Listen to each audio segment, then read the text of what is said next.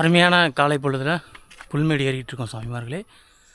பார்த்தீங்கன்னா இப்போதைக்கு அங்கே நான் போலீஸ்காரங்களை பார்த்தேன் சாமிமார்களே. அதாவது மேலே புல்மேட்டில் டியூட்டி பார்த்துட்டு கீழே இறங்கி வரவங்க வந்தாங்க. அப்படியே ஃபாரஸ்ட் ரேஞ்சரும் கூட வந்தாங்க. அப்படின்னு அவங்களுக்கு ஒரு பொசிஷன் இருக்கும் போல் அங்கே நின்ட்டாங்க. அதுக்கு முன்னாடி ஒரு 2 ரேஞ்சர் நின்றுருந்தாங்க. அவங்க கேட்டாங்க, சாமி நீ மட்டுமா வந்திருக்கு அப்படின்னு. ஆமாம் அப்படின்னு.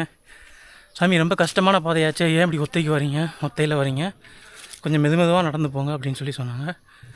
நான் எவ்வளோ டைம் சொல்லியிருந்தேன் புல்மேட்டு பாதை வந்து கஷ்டம் அப்படின்னு சொல்லி. ஆனால் யாருமே புரியல. ரீல்ஸ் எல்லாம் பார்த்துட்டு வந்துடுறீங்க. ஒரு காலத்தில் புல்மேட்டு பாதை வந்து சபரிமலை தரிசனம் முடிச்சுட்டு திரும்பி போகக்கூடிய பாதையாக தான் இருந்தது. இப்போ வந்து உங்களுக்கு பம்பாவில் கூட்டம் இருக்குது அப்படின்றதுனாலையும் உங்களுக்கு புல்மேட்டில் போனால் ஈஸியாக ஸ்பாட் புக்கிங் கிடைக்கிறதுனால இதில் வந்துடுறீங்க. அதில் வந்து உங்களுக்கு எந்த ஒரு மெடிக்கல் வசதியோ உங்களுக்கு வந்து குடிக்க தண்ணி அங்கங்கே இருக்கும். ஆனால் போதுமானதாக இருக்குமான்னு கேட்டால் எனக்கு தெரியாது. நான் அதனால் அது விழிப்புணர்வாக நான் சொல்லியிருந்தேன். இதே புல்மேடை வந்து எப்படி கார்த்திகை 1 ஃபுல் வீடியோ நான் எடுத்து கொடுத்துருக்கேன்.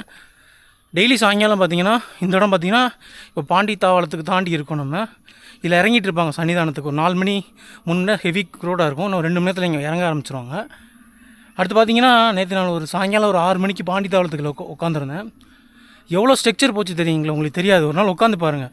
புல்மேட்டு பாதையில் நடக்க முடியாதவங்க எத்தனை பேர் வந்து forest department, police, fire and rescue, structure and தோல் பிடிச்சி தூக்கிட்டு தான்றதை பார்த்தா எனக்கே கண்ணு கலங்கிருச்சு.